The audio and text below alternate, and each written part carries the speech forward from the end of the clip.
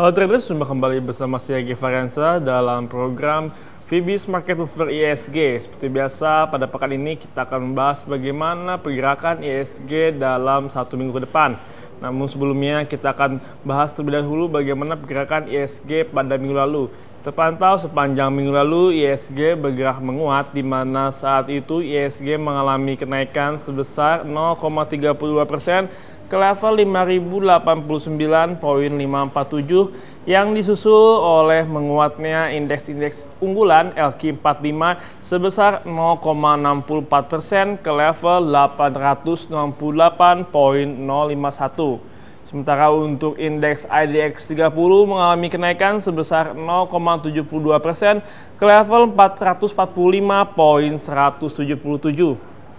Secara sektoral, pada perdagangan minggu lalu, beberapa sektor mengalami penguatan yang cukup tajam yang dipimpin oleh sektor agrikultur yang mengalami kenaikan sebesar 6,44% ke level 2.156,793, disusul oleh sektor pertambangan yang mengalami kenaikan sebesar 2,2%. Adapun yang mengalami pelemahan adalah sektor infrastruktur yang mengalami pelemahan sebesar 1,3%.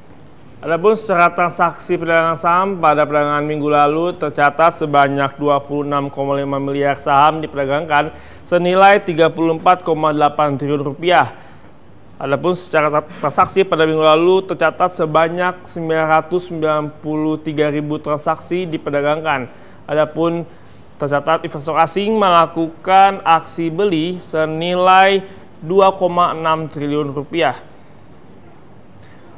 Untuk perdagangan ISG pada minggu depan, ISG masih diprediksi akan bergerak konsolidasi di mana beberapa sentimen global dan lokal menjadi stimulus tarik-menarik antara sentimen lokal dan global. Saat ini beberapa data penting patut dicermati untuk perdagangan ISG, seperti pada rilis data Indonesia akan merilis data HSBC Manufacturing PMI yang disusul dengan data inflasi, dan juga pada awal bulan ini akan dirilisnya data neraca perdagangan Indonesia untuk bulan September.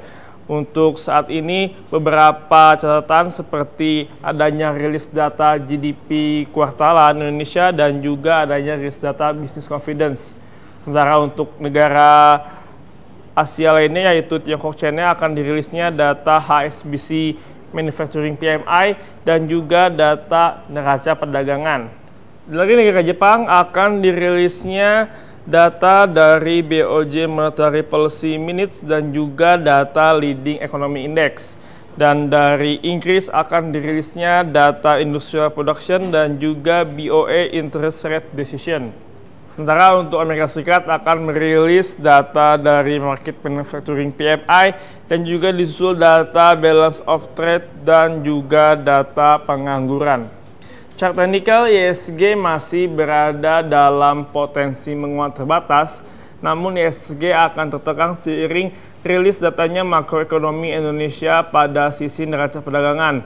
Diperkirakan jika neraca perdagangan mengalami perbaikan yang cukup signifikan, ISG masih dapat melakukan rebound ke level 5.120, adapun level support berada di level 4.950.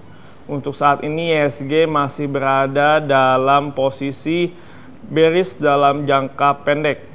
Sekian Fibis Market Mover ISG untuk edisi pekan ini. Tetap semangat investasi, happy trading, dan salam Fibis.